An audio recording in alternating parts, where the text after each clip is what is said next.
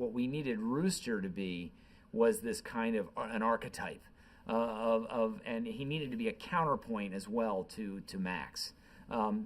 Seeing the world, as I was saying before about perception, he sees the world in a different way than Max does, and has something to teach Max.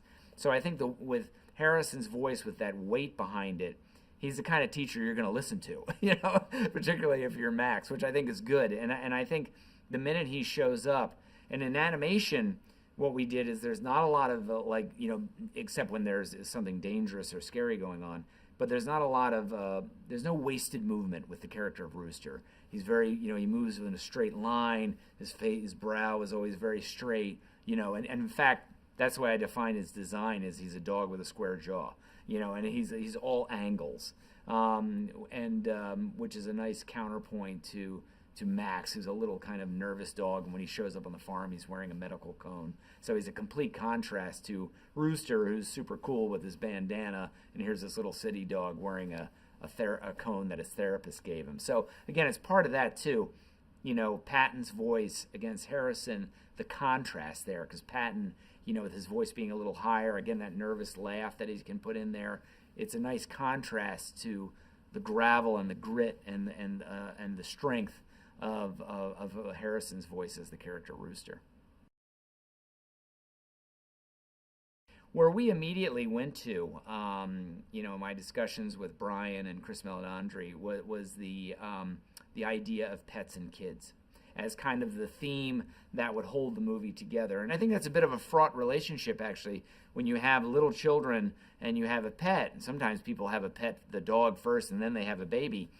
How that relationship evolves, because the dog is suddenly like, hey, what happened to me? I was number one.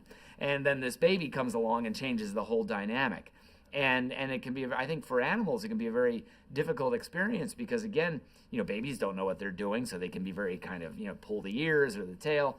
But seeing that relationship evolve into love, and I think, which is very sweet and tender. Snowball's this character is a bit deluded, maybe has an inflated view of himself, all ego. And, Tiffany's character, Daisy, can offset that with like some attitude, like, okay, just calm down, and she delivers that great. So it's a great kind of, she actually comes to Snowball for help, so she needs him, but she also has this great ability to kind of keep him in line, and she's a strong character herself.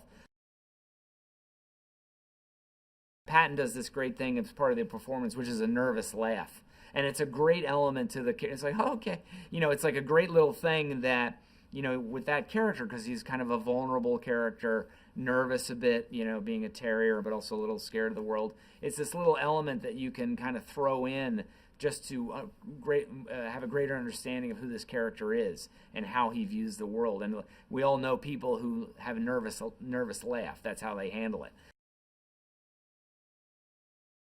A lot of it is not even just the lines and the words. There's also efforts, like a sigh of exasperation, or, even things as simple as like panting while you're running, so we have to get every piece so it becomes this kind of fully realized vocal performance that we can then animate to. And whenever it has a naturalism to it, that's of course what the animators love, and what helps make a character believable.